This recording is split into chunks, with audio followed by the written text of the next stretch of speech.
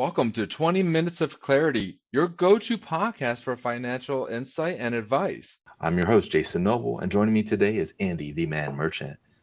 As we explore the benefits, strategies of, and the impact of giving back, charitable giving is more than just writing a check. It's about aligning your resources with what matters to you the most. And today we'll uncover how you could give meaningful and effective. Whether you're looking to make a difference or maximize tax benefits, this episode will guide you through making the most out of your charitable contributions. Now, as always, you could go to Clear Picture Financial so that you could go ahead and watch this again. You could like it there, you could follow, you could even share it with friends or family members, but definitely go there and you could get a year's worth of white papers and content that Andy and I have done over the course of 2024. So if it's beyond this topic that you're interested in, you can find other topics that we discuss that really can help you with that financial clarity that we all seek. So, Andy, as we were talking in preparation for this is the holiday season, right? This is where we're thinking about spending time with family, and this was a short time of year between Thanksgiving and Christmas. It was only like 4 weeks. Came quick, and as you can see here in Charleston, we're having nice weather once again. But I don't want to talk about Wichita's weather right now. I can imagine, but when I'm thinking about the topic, given the rundown of what we're going to be discussing, is really that plan for charitable giving. Number one. The number two thing we're going to discuss is about appreciated gains. How could that play into this approach? And the last one is qualified charitable distributions. So that's the rundown for those ESPN followers and listeners. Andy, let's get to the first one.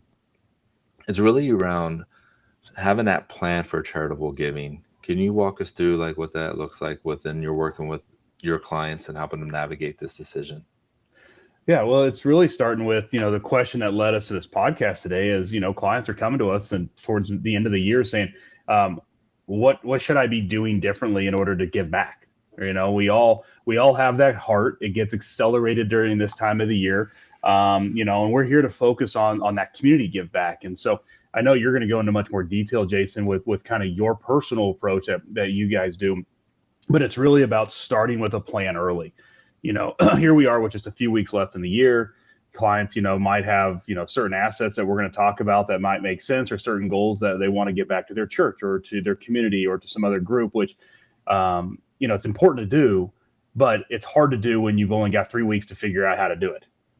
So it's always about starting with a plan early around what your charitable intentions and desires and goals are, and then being able to be flexible, make that part of your clear picture wealth plan, right? Talk about that, review it throughout the year. We've had a tough year, with the hurricanes and other things that's kind of accelerated maybe some giving that people were not budgeting for to give. Maybe they're budgeting more for later half of the year giving to their local church, or maybe their children's school, or their local Red Cross, whatever it may be. But now that budget might have dried up a little bit because they had to give back something that was more meaningful earlier in the year from either the hurricane or some of the war efforts that were going on. So it's really about having a plan. I go into the weeds, but I really want the group. We were talking, Jason. I loved how you approach it, and I really wanted you to share how you go about budgeting. I think that's going to resonate with our audience today more than anything. Yeah, I always like to not find out where my money went. I always want to tell my money where to go. It's kind of like soldiers. I'm not going to find out where they went to go fight. No, I'm going to tell them where to go, right? And part of charitable giving is all part of cash flow, money in, money out. What do we do with the difference? And so Rachel and I, we come up with what we expect to make in the upcoming year. And then we take a certain percentage of that, and that becomes our charitable giving bucket. Now, 80% of that dollar amount is going to go towards the reoccurring charities and nonprofits in church that are near and dear to our heart. Like the MS Society is one, Seacoast Church is another, right? These are just to name a few. But like those are things that are automatic, put into the budget, baked into the cake. Now, the other 20% are things that happen throughout the course of the year. Now, that 20% could be Hurricane Helene that came in and impacted people in North Carolina and Tennessee and some of South Carolina. Okay, like we saw the devastation. There was no doubt that we're going to donate for Rachel and I We had no doubt. It was then going, okay, how much do we want to donate from that money that's left over from the discretionary charitable giving? Okay, so 80% is like a guaranteed, and the other 20% is on the discretionary side. Now, okay, as we're wrapping up the year, if we have some extra money in the discretionary side, then that could go towards the Salvation Army, right? That is, I'm gonna actually, I'm a shameless plug. I'm interviewing the Salvation Army for again in Clear Picture Cares, which is a way to have nonprofits in the Charleston community and Wichita community get out there and share their word. Mm-hmm. But like, or I could go to like one of the charities that we met with, or all of them, and give them a portion of the discretionary, Mm-hmm. right? But also part of that discretionary is like, let's say I'm going to a charitable gala. My wife gets to dress up, so do I. That's always nice. I get to meet other people that are like-minded. That would be part of the discretionary part of it, right? So we bake it in over the course of the year, and then we just monitor it. And there's always something that comes up, and right, and like even to like coworkers coming up to Rachel and I and going, "Hey, my son or daughter is involved in XYZ. It's a 501(c)(3). If you buy popcorn and this and that, right, or like whatever, that's part of that 20% discretionary. So we have that baked in within the plan, and that starts in January as we plan out the year, and we wrap it up as we come into this time of the year in December. Yeah. Well, I love that story. You know what I really love about what you just said, Jason, and for everybody watching and viewing on this, you didn't say we did this with a tax mindset. Taxes are a benefit in a lot of cases of giving back, but it shouldn't be the reason, right? And so I think that's really impactful that you did. That's not how you led. It's just like we pick our budget. This is who we give to. This is how we share their message to help them do all the good community. Because I often live with, we're only as good as our communities are, and our communities need a lot of help at time.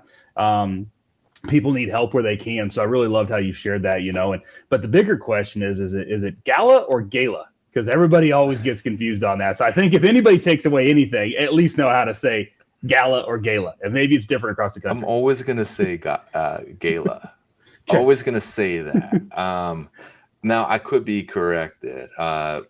Comment below if we're saying it wrong, right? And like the Webster's dictionary to like how to pronounce it the right way. Yeah. The other thing that I would ask everyone to plan for is if you're working at a company that does matching to nonprofits and to charities, Mm-hmm. you see more and more companies are involved in this. That could be part of your plan, right? Where you're going, okay, I know that they're going to match up to $500. Let me take $500 of my budget and allocate it to this nonprofit that I know that's going to multiply to 1,000 due to the matching. And I say employer matching because that's a very common one.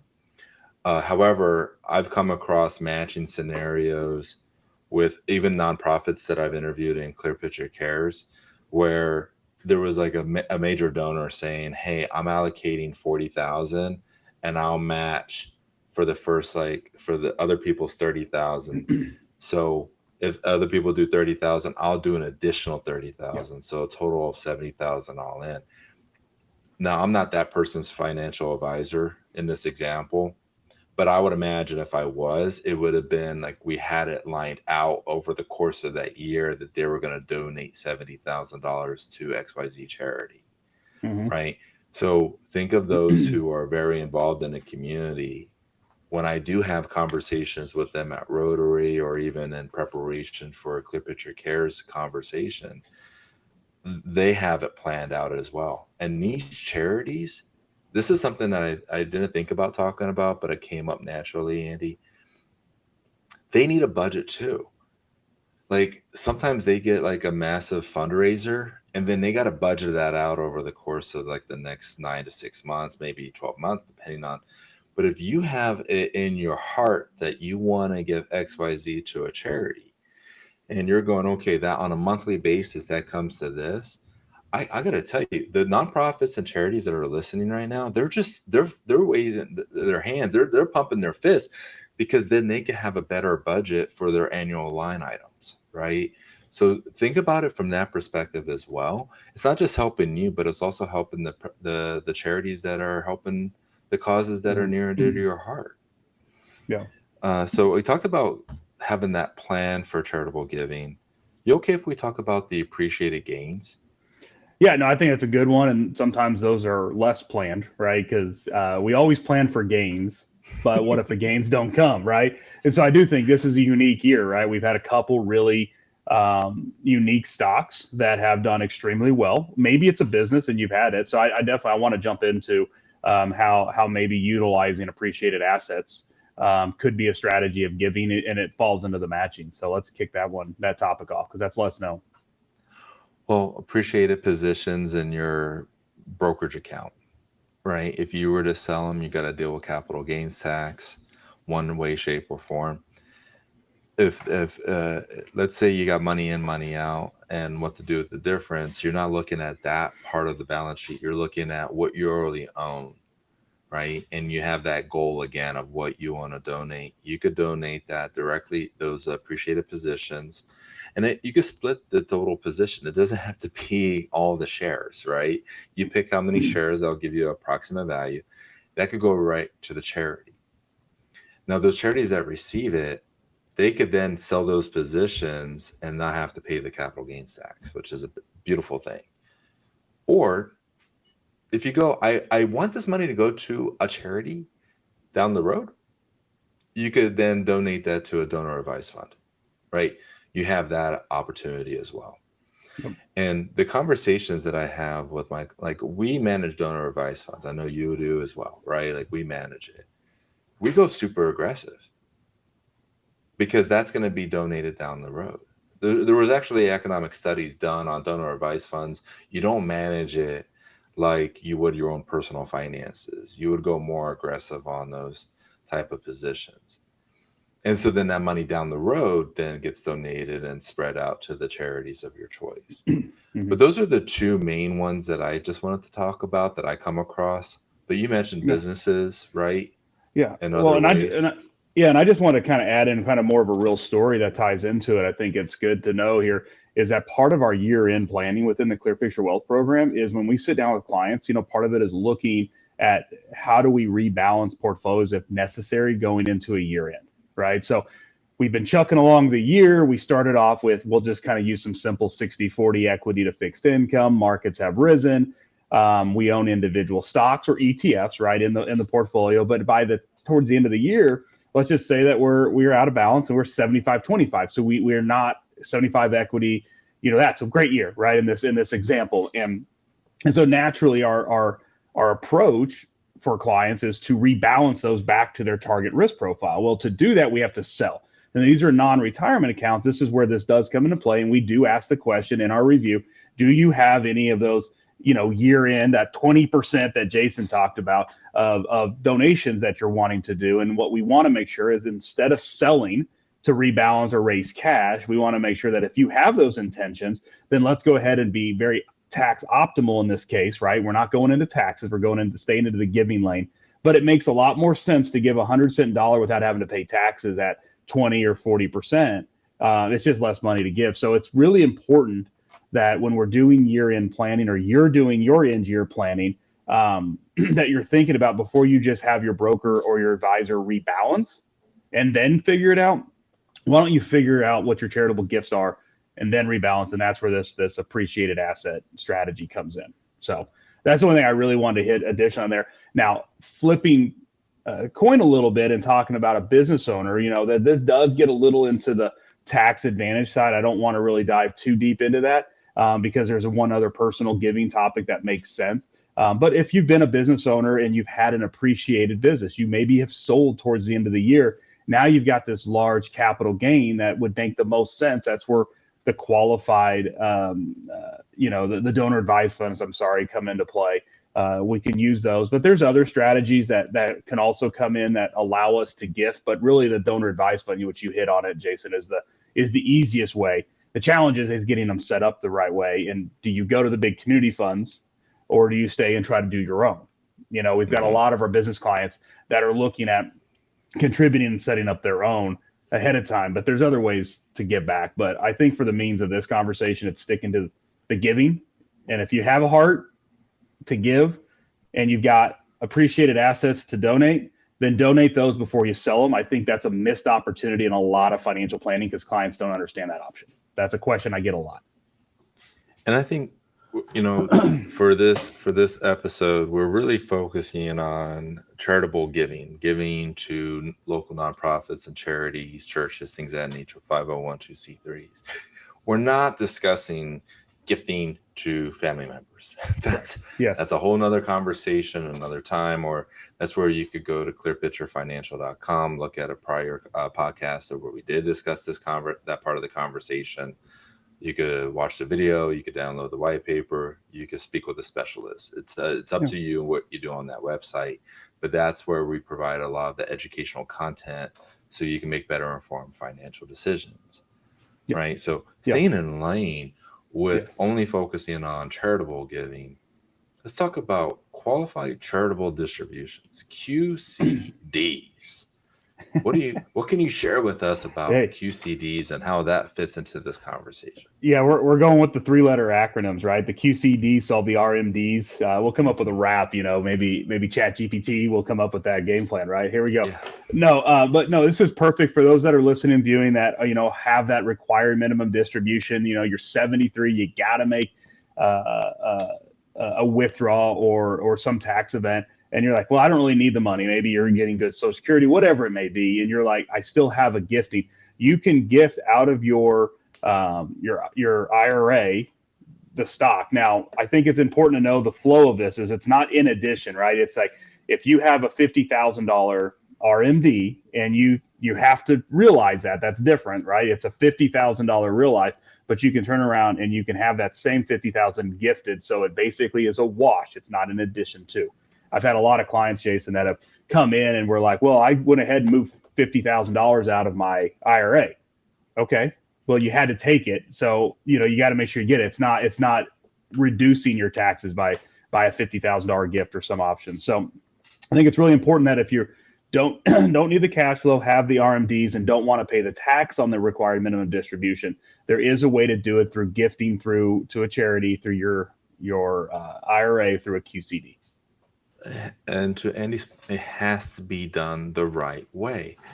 So I have a client that's a pastor, and he's taken his required minimum distributions. It's around 50,000. I'm going to use your numbers to kind of illustrate the story. Now, to live life and do the things that the pastor needs to do, $30,000 of that 50,000 is what he takes for living expenses. 20,000 is what he's donating to local nonprofits and charities in his church. Okay. So that 20,000, we need to be able to send it to the charity in that person's name. We cannot send it to the pastor. We cannot send it to the client and then he then sends it in all over, because then that doesn't meet the QCD regulation. Okay. Now we could do this one of two ways. I could mail him the check that's made out to the charity, and then he could then go ahead and deposit that at the charity. That's a preferred method for some, because then the church or the nonprofit sees that it came from him, and then he gets their tax forms. He gets their contribution forms so that he could show that he made that charity and it satisfies the QCD. That's one way. Others, they don't want to even be involved other than just send them money directly. Yeah. Okay, so if that's the case, we got to make sure we have the right routing number and account number and everything. And we could sell the positions in the IRA and then send out the cash, right? Right. Like what we're doing in that regard is making sure that when the charity receives it, they know it came from that client. That's an important thing, because they're going to get a notification from that nonprofit saying you sent us this much. We're also letting the custodian know that this is going to be a QCD. So as the advisor, we're communicating with Schwab, Fidelity, Goldman Sachs, just name a custodian. on the proper coding of that QCD, and we're working with the client, and we're also working with the nonprofit, the charity, the church. So it's a three-pronged approach, and it's you and I, the advisors, they're at the center of it with our clients to make sure it's done the correct way, right? Yep. So I gave an example of the correct way. The wrong way, there's always a wrong and a right way to do anything in life, right?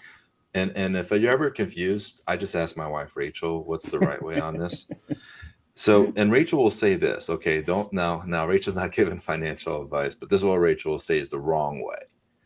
Is she would say, just send the $20,000 out to the pastor, and then the pastor deposits the check in their checking account, and then they write the charitable giving checks. No, the way the IRS sees that is that 20,000 was deposited by the pastor, was deposited by the client. They took receipt of those funds. So at the very best case in that scenario, doing it the wrong way is they can maybe itemize that charitable giving. Well, with the standard deduction where it is today, it's probably slim chance. Maybe in 2026 we could revisit this. But with a QCD, that money comes off dollar for dollar off the top of their 1040. And it satisfies the required minimum distribution. 50,000 was still deducted from the IRA. So that satisfies the RMD. 30,000, the pastor is going to have to pay ordinary income taxes on. The other 20,000, no taxes on it. Oh, by the way, this is why it's near and dear to my heart, because we just had this conversation. Their standard deduction is over 30,000. How much do you think we did on tax withholdings of that 30,000 coming out? Pretty low, right? Mm-hmm. Because we're going to get that offset by the now this whole time, Andy, you did such a good job not talking about taxes. I failed you. I failed the listeners. It's really I started hard talking to stay about out of taxes. But that goes back to, you could do a QCD the right way, and you could also help your tax paperwork out, right? Yep. And that's the intention of this part of the conversation. Well, and I think that's the important. Sorry to catch you there, Jason. I think the part and wrap up of this is people start to think about the kind of what we're leaving them with is that if you have a desire to give, but question if you're doing it the most efficient way, whether that's taxes or opportunity, for the charity, that's, if you have that question, there are resources, right? So that's the first thing. And the second thing is, if you have a question around, are you keeping, you've said this throughout the entire conversation, keeping good records of the activity that you've been doing, right? If you don't have good records, because most of us are going to hit April, let's turn in all of our tax documents, and our CPA is going to be like, what's this? Having good record is out there. So if you haven't been keeping good records, then you got to ask yourself, how do I start being a little bit more efficient with my record keeping around my charitable gifting? That way you're more efficient, you're more option, you have more options in place, and you have a more clear picture. So I think those are the important two things, and I'm gonna let you bring us home because we're always getting late on these now. Well, We from have so 20 much minutes content. to your home, we just want to wish you happy holidays, and hopefully you found some tactical things that you could take with you from this conversation that Andy and I just had, that you could start implementing into your own personal financial plan. And if you know people who are like-minded, share this podcast with them, share the white paper with them. They too could take some information from this and make better informed decisions. That was Andy, the Man Merchant. And from feedback from a very special client of mine and listener, he says that I should change it from Jason, from dropping knowledge noble to dropping noble knowledge. Ooh, Ooh, okay. I thought that was a nice tweet. It's a tongue twister. I'm going to say it a few times in front of the mirror. Yeah, and those who are listening, okay, you stuck with us all the way through to this point. Kudos to you. Now you just learned a new nickname, and we'll be talking with you soon. Take care.